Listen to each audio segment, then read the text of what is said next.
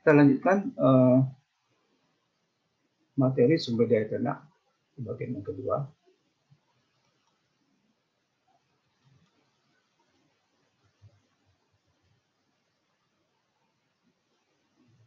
Pertimbangan dalam konservasi sumber daya ternak. Pertama, pertimbangan yang utama tentu pertimbangan ekonomi. Ya, jadi kalau kita membudidayakan ternak, tentu dengan harapan ada nilai ekonomi, ada nilai tambahnya.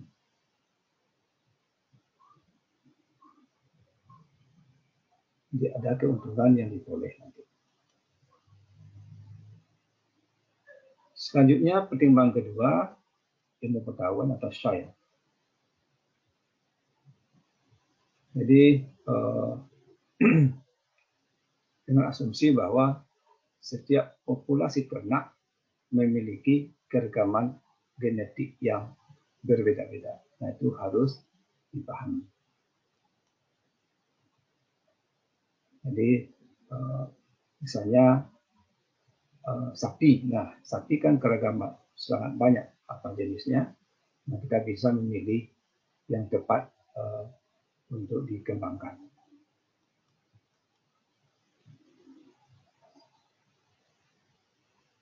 Nah, apa terjadi kalau keragaman genetik punah? Jadi plasma nutfah tadi sudah punah, maka untuk pengembangannya tentu juga akan hilang. Tidak bisa lagi dikembangkan karena plasma nutfahnya sudah tidak ada lagi. Nah, termasuk di dalamnya manajemen pemeliharaan ternak, manajemen tingkah laku hewan, kemampuan adaptasi terhadap pakan dan lingkungan, nilai eksotisnya, ya, di warna, suara, nah itu tentu tidak lagi. Jadi misalnya kalau suara ini ya, nanti mungkin ayam ya, warna mungkin juga ayam atau domba atau apa. Yang berikut budaya dan sejarah. Jadi berdasarkan fungsi spesies hewan, ini bukti bahwa bisa jadikan bukti bahwa hewan tersebut merupakan hewan yang berasal pada suku atau wilayah, ya, atau tempat tertentu.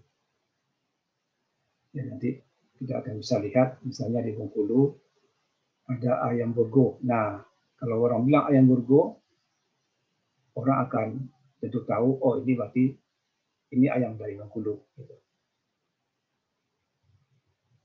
Nah, ini misalnya ini yang spesifik ya, misalnya kerbau belang atau kerbau albino di Toraja. Ini tidak ada tempat lain. Domba Garut atau domba Priangan di Jawa Barat. Itik talang benih, ya. Ayam burgo, itu itik sama ayam burgonya di Bengkulu. Atau hewan yang tidak diternakkan, seperti badak bercula satu di Jepang. Komodo hanya ada di Pulau Komodo. Banteng, ya banteng banyak, tapi yang di Taman Nasional Betiri, Meru Betiri ini agak khas. Kemudian burung jalak Bali, ya. Jadi berbeda dengan burung jalak yang lain. Nah, kita lihat gambarnya ya. Nah, ini biasanya kerbau kan hitam. Tapi yang kerbau Toraja ini putih dan ada juga yang belang, ya. Orang menyebutnya kalau putih kerbau albino. Dan ini domba Garut, ini sering diadu ini ya. Dan ini itik talang benih. Itik talang benih, dan ini ayam burgo. Jadi dijelaskan di depan masalah kekhasannya, misalnya suaranya, bulunya. Nah, ini misalnya ayam nih. Itik juga begitu. Jadi orang melihat tongkrongannya, bulunya, warnanya, bisa memperkirakan ini unggul.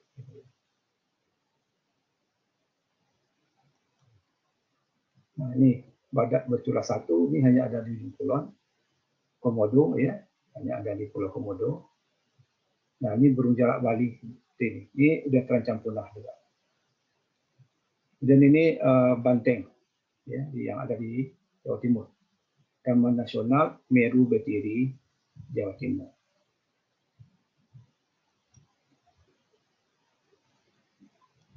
Selanjutnya metode konservasi sumber daya ternak. Yang pertama dengan cara mempertahankan populasi hewan liar atau hewan ternak yang hidup secara in situ. Artinya dipertahankan kehidupannya di tempat asalnya, aslinya. Di tempat di mana dia berasal.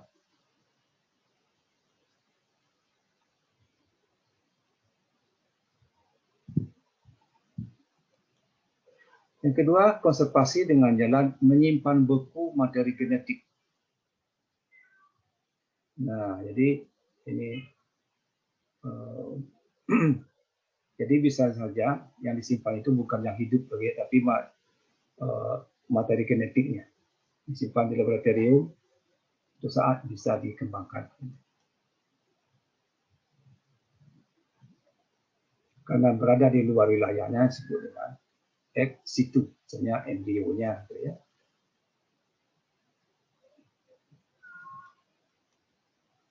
Selanjutnya ternak lokal dan ternak alternatif.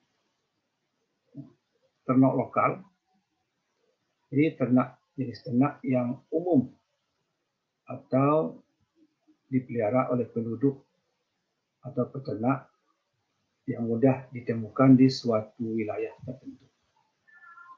Yang mencirikan itu budaya atau daerah tertentu. Yang misalnya seperti dijelaskan tadi, itik talam benih, gitu ya,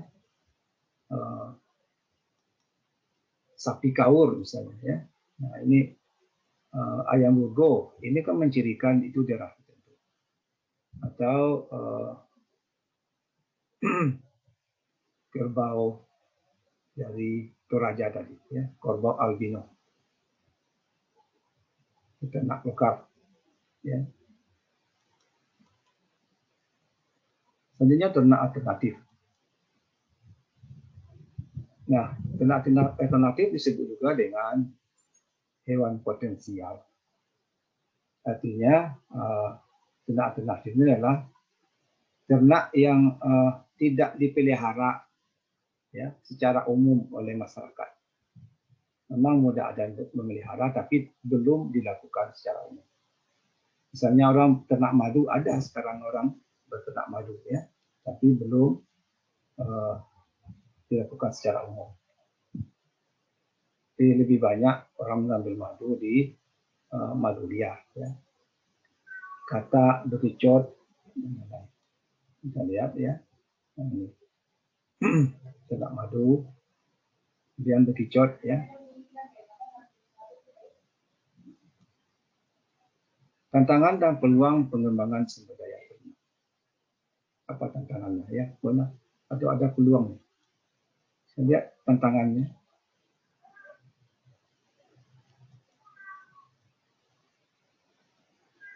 Nah, tantangannya kalau jumlah betinanya sedikit atau cenderung menurun. Nah, kalau ini terjadi, itu risiko kepunahan itu ada, gitu ya. Karena yang mengembang, yang bisa beranak kan yang betina saja. Nah, saran dari FAO, apabila jumlah betina turun, ya, menjadi 5.000, ya, dari 10.000 total populasi, itu harus dikonservasi, ya, supaya tidak terjadi penurunan lagi dan mencegah terjadinya kepunahan.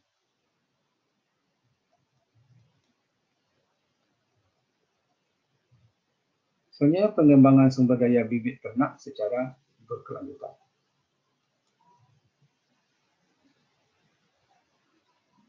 Nah, seperti dijelaskan di awal tadi bahwa kebutuhan terhadap pangan dari hewan ini terus meningkat karena jumlah manusia juga meningkat, dan terjadi juga tadi karena peningkatan ekonomi masyarakat sehingga mampu memenuhi kebutuhan dari hewan. Nah, supaya kebutuhan ini bisa terpenuhi, maka perlu dilakukan usaha untuk menggunakan pejantan yang unggul supaya dihasilkan anak-anak atau generasi berikutnya yang unggul juga. Misalnya badannya lebih besar, lebih tahan terhadap penyakit, cepat besarnya.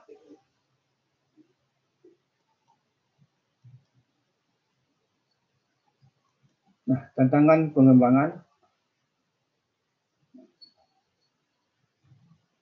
ukuran dan status populasi sumber daya ternak, jumlah populasi sumber daya ternak secara umum, ya, yang ternak dewasa, nah, cenderung berkurang. Itu karena adanya eksploitasi yang berlebih-lebihan. Bisa juga karena perburuan liar. Bisa juga karena bencana alam. Ya, kalau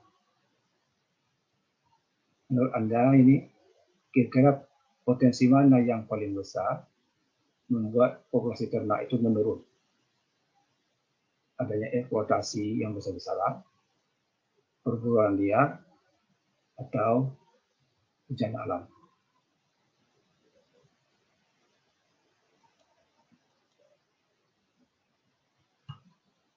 Nah, jika terjadi penurunan jumlah populasi, maka perlu dikonservasi.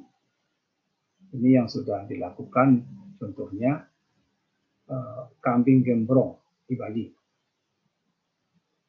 sapi hisar di Lombok, karena terancam kepunahan, ya.